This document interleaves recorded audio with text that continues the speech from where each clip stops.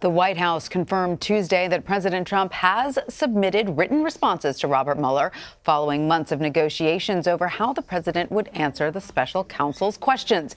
This may mark an end to Mr. Trump's involvement in the investigation into alleged collusion between his 2016 election campaign and Russia, but the president's lawyer, Rudy Giuliani, said earlier Wednesday that the special counsel may still seek additional information from the president. This comes as acting Attorney General Matt Whitaker has come under fire for alleged undisclosed conflicts of interest on his financial disclosure forms.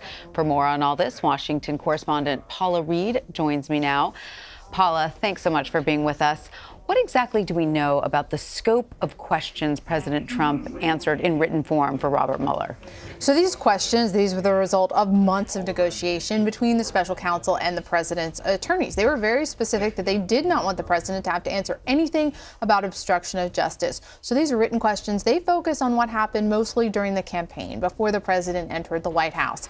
They're asking him about what, if anything, he knew about that infamous 2016 Trump Tower meeting, where his son-in-law, his campaign chairman, Paul Manafort, they all took this meeting in the hopes of getting some dirt on their opponent, Secretary Clinton, from the Russians. I mean, that has really become a central focus of the investigation into whether or not the campaign and Russia coordinated. They're also asking the president about other statements that he made, calling for Clinton's emails to be hacked or seeming to signal that a hack was coming. They want to know whether or not he really had any advanced knowledge of any of those events. And Paula, we can assume that anything that the president put into writing was heavily vetted by his lawyers, correct?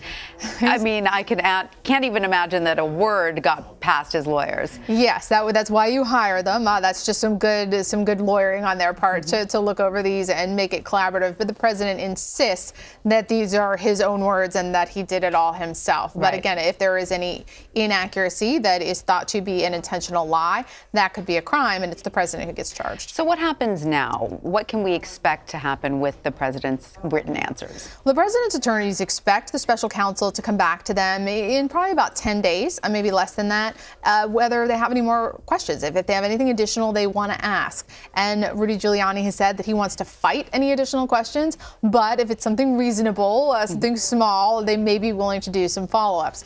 Problem is, if they don't agree on other questions that the special counsel has, that sets off a huge fight, right? If they want to start going to obstruction of justice, if they have more questions about the Trump Tower meeting and the president's advisors don't want him to answer, then you sort of get into this big constitutional question about the extent to which you can force the president to answer these. And I'm assuming that this means there's no chance for an in-person interview at this point. Is that correct? It seems unlikely for two reasons. One, because the president said he's not inclined to. And just, if I may put on my recovering lawyer hat for a second, I think when it comes to the president, if you look at past cases he's been involved in his previous life as a businessman, you read interviews he did with lawyers, he knows the drill.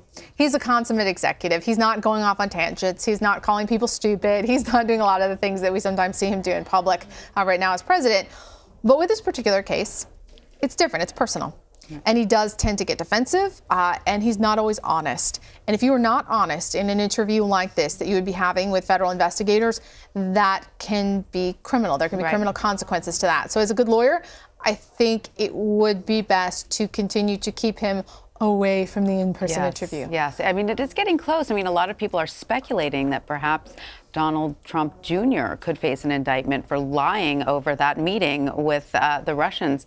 So it's interesting to see how he would respond to something like that, which is so personal.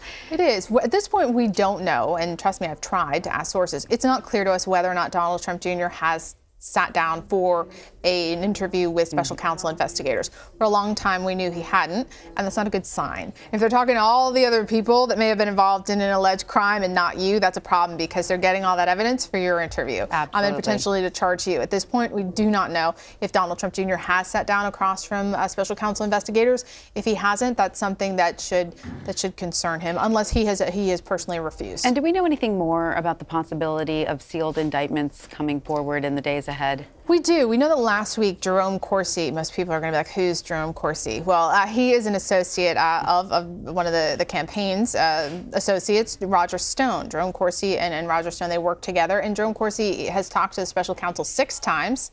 now, at least, and he was expecting to be charged, perhaps with lying to the FBI, perhaps with obstruction of justice. And we know last Tuesday he got a call, several calls actually, from the special counsel, and we have not confirmed this, but we believe that the charges were discussed during those calls. Now, whether those have been filed, we don't know, because they can call you and say, hey, we're planning to charge you with some things, and then maybe you come up with some evidence. But we do know there have been conversations with him, between him, his lawyers, and special counsel about possible charges, what they're expecting. And it appears that there are more to come. That's what everyone is waiting for. They keep working. I mean, there are some outstanding questions. We know there have been a lot of witnesses who've gone before the grand jury to answer questions about Roger Stone. Right. We don't know if that will lead to an indictment, but historically, when we see a lot of your associates and a lot of witnesses talking about you before the grand jury, the pattern that has emerged is that subsequently there is an indictment that is unsealed. It's not a good thing. Now, let's talk for a moment about Mr. Trump's acting attorney general, Matthew Whitaker.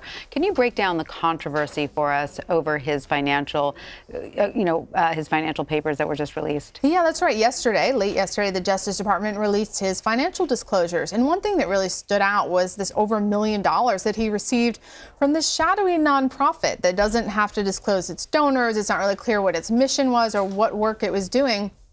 But before Whitaker came to the Justice Department, I mean, he received up to over $1 million for this work. And so people are wondering, well, what exactly was it you were paid to do?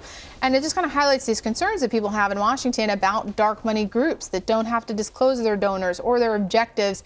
And now you have someone who's the acting attorney general of the United States. Has he answered any questions about this yet? Not yet. He had two appearances in New York today, and it's my understanding, I haven't seen anywhere where he's answered questions about this.